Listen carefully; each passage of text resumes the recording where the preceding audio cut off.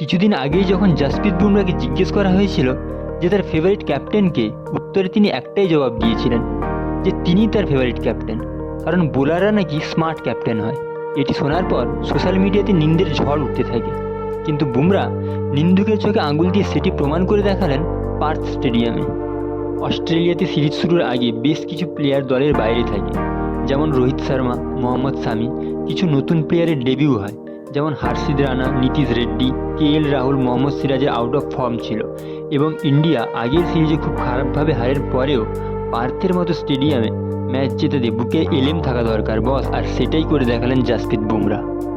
দীর্ঘ 16 বছর ধরে পার্থে ইন্ডিয়া কোনো ম্যাচ জেতেনি।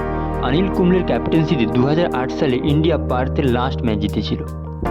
নেক্সট ম্যাচে হয়তো আমরা বুমরাকে অ্যাজ এ ক্যাপ্টেন হিসাবে দলে দেখব না, রোহিত শর্মা দলে জয়েন করছেন।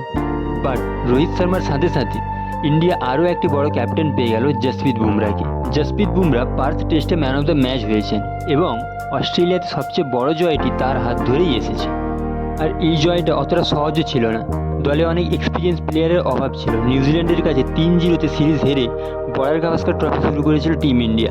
সমস্ত ক্রিকেট এক্সপার্টের প্রেডিকশন অস্ট্রেলিয়ার পক্ষেই ছিল।